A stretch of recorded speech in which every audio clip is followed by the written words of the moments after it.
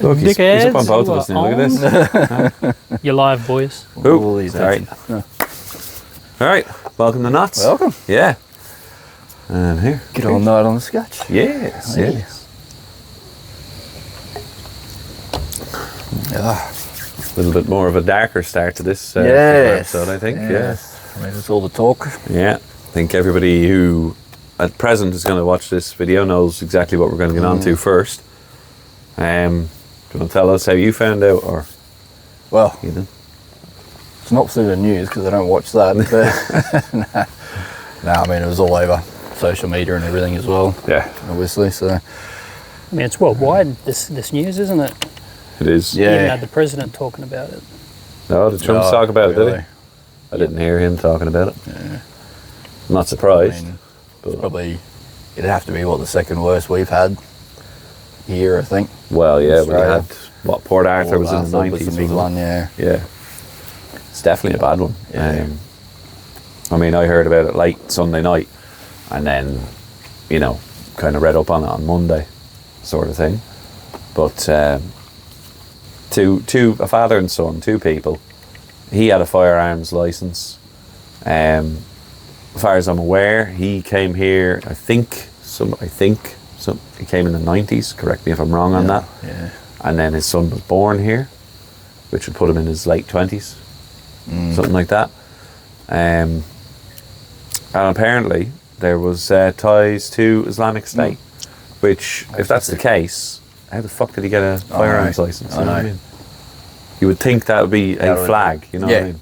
And that just, yeah. Like, that starts going down that rabbit hole of, right, we have major gun laws in this country because of Port Arthur. Yeah.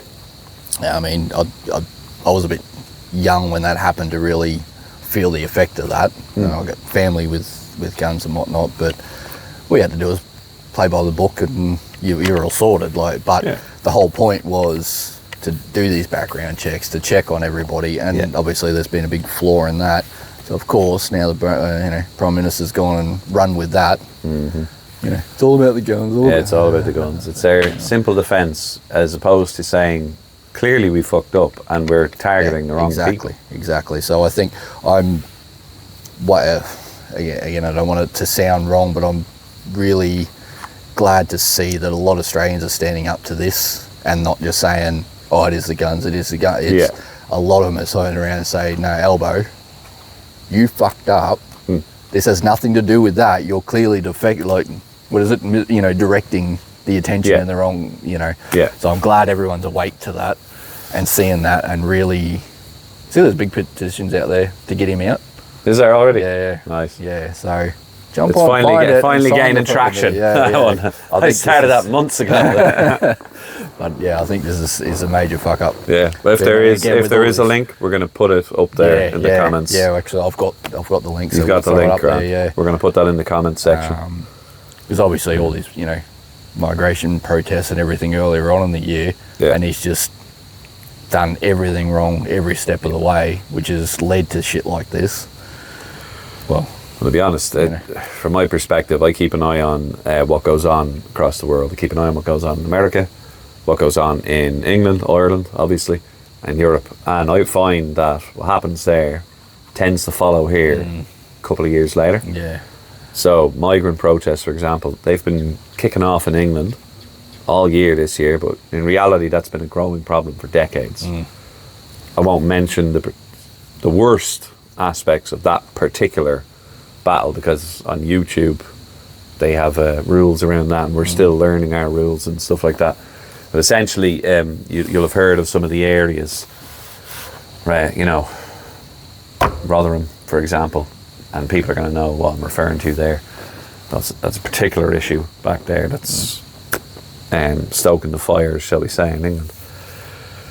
But yeah, the targeting of the guns, it's the same thing that you see in America after a shooting now. Obviously they have much looser laws in America than they do here. But that's usually the Democrats, whenever there's a shooting of any kind, they go straight to, it's the guns' fault. Yeah. And that was a point I was making before. Like Americans, a lot of them have guns, And that's one of their big things, is that, you know, they want to keep that freedom. So when it's threatened, of course, they're all going to stand up and fight. Yeah. What I am kind of liking to see is not a lot of Australians have guns. It's not a very common thing. No. But Albo's talking about, you know, harsher laws, getting rid of them, all the rest of it. Yeah. Everyone that doesn't own a gun is turning around and saying, no. No. Yeah, that is not That's, to do with I'm it. liking that they're not just blindly seeing stupidity, you know. Well, I mean, look, they're putting their foot down with it. it's part of the reason why I refer to what happens in other countries, because, yeah, it was guns this time, and I would say the failure is in whoever in the Australian, the AFP, say the federal police or whoever, noted that there was connections to Islamic State. Yeah. How they didn't go, he's got a gun license. I think maybe we should There's a revoke big this. flaw in the freaking system. It's not, not let's get rid of guns. It's sort your fucking system out. That's right. Like, well, as you say, I don't know about how they got here or anything like that. Like, that was my question. Is like, I knew there was backgrounds, but how did they get into the country to start with? Yeah, I've been looking at that a little bit. You know, we recorded this on Wednesday. As I said, I only really was getting up to speed on Monday, so I was looking yesterday a little bit in my understanding, and I can be, you know, correct me if I'm wrong, put it in the comments if I'm wrong, and I apologise if I am. His father came in the 90s. Okay. So the second fellow was born here. Settled in for a while, yeah. In theory, they've achieved citizenship, and the son must be a citizen. You know what I mean? But, so it's not as if somebody's just gotten off the boat, say. Okay. But yeah, this happens. But then again, the question is, how the fuck they get a gun? But I mean, to be honest, let's be honest, you know, a criminal's not going to follow the law and do it by the book anyway. That's it's just, it's a fucking miraculous and ridiculous that they got it by the book. Yeah. But you know, it's like the old saying, you know, a lock of a house only keeps honest people out. Yeah, you know, that's if right. If they want to get in, they're going to get in. If they want to, there's always a way into the house. There's always a way of doing this. So even talking about gun laws and crap and making that stricter and that, really, it's not going to do shit, and you're not already not doing the job they're meant to be. Yeah, you know, so it's the first step. It would be the first step down a much longer path. So let's just imagine we all agreed it was the guns, and then every single gun in Australia that was legally owned was handed over.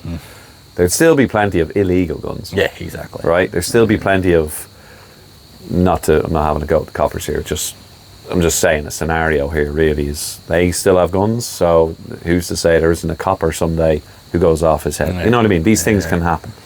But that doesn't stop somebody from going on a stabbing spree, which happens routinely in other Clearly countries. not with machetes, there's bins for that. Not with machetes, there's bins for that. Jesus. We should be this one. We've covered this in previous episodes. They have machete bins in Melbourne. Which is I'm not gonna say that joke. But no, and then the same thing happened at Christmas markets last year in Berlin. People might remember a van driving through. That's not the first time that's happened in Europe. Jesus. It's happened in Nice in France. I'm pretty sure it's happened in London a couple of times. It's happened in a few places, and then there's been attacks at synagogues in Manchester. There was the Manchester Arena bombing a couple of years ago. All of these things are horrendous. And at every point you can say that there were failures, and you know, they can be big failures, they can be minor failures, but you can't just blame. So in the context of the Christmas markets last year, if the German government went the same way as Albo's going now, then they would ban car ownership. You know what I mean? You can't say that just because one person does such a horrible thing doesn't mean you take everybody's cars away.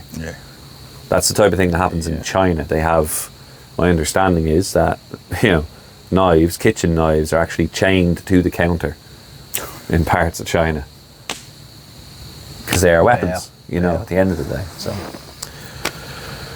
you know, but this, look, all of this is to say, we haven't actually said it, but our thoughts and prayers are with absolutely the victims and the victims' families, of course, because it's absolutely horrendous, and particularly that likes of the 10-year-old that went, and you know, that really that gets you. And it doesn't matter what the event was or who the victims were, or doesn't mean it just shouldn't be happening.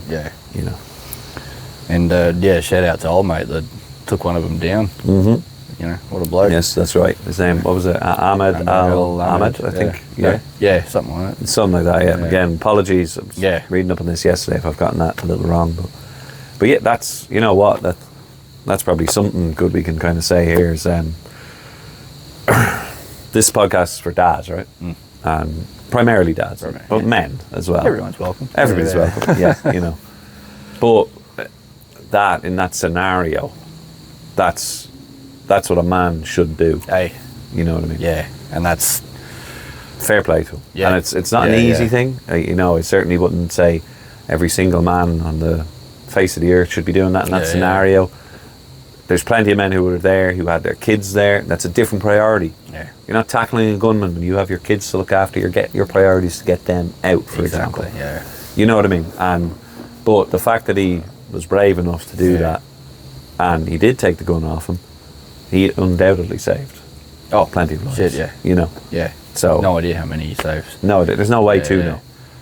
And he didn't have a gun, he didn't have a knife, he didn't have anything. Yeah.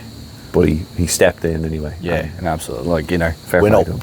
in this society we live in. We're not given the chance to show bravery and courage like that on a daily basis. So to bring that up within yourself, to do something like that, it's worth. It's definitely worth acknowledging. Yeah, we live in a very comfortable world now. We haven't, by and large, had to fight wars the way our grandfathers had to. We haven't had to engage. We barely have to lift a finger just to get through the day-to-day life. So when you... We live in relatively, not in every single nook and cranny of the world, but we live in relatively safe times, particularly here in Australia and in the Western world. Yeah. If something does happen, you have the ability to call the police.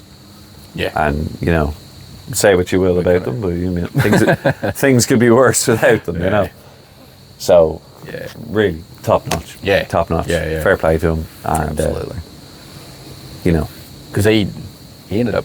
Did I hear right again? I haven't really read the story. He did get shot. He was in a coma or something. Did I hear? I didn't hear about the coma myself. Again, I don't follow everything properly. So it's hard. There's so much. Yeah, I know he did get shot, didn't he? He did get shot. But he's fine. He's not. He's not dead. No, he's not one of the dead. No. So I'd say he's a shoe-in for Australian of the year, But look, another example you can give is, do you remember last year, I think it was the Bondi stabbing in the shopping centre? Oh, yes. Yeah. Was that last year or the year before now? I'll have to check, I'll have to refresh my memory on that. But there, I remember distinctly there was a video there of, the perpetrator was running around, he was stabbing, obviously. And at one point, he was staring up the escalator at another man. I think he had a chair or something like that. And he basically was standing still, saying, "I'll fucking take you on if you come up this way." And then the perpetrator, he turned and he ran and he went off in a different direction. Now it's not exactly the same. Obviously, it's not on the same level as Ahmed the other day, but even that is still shows that.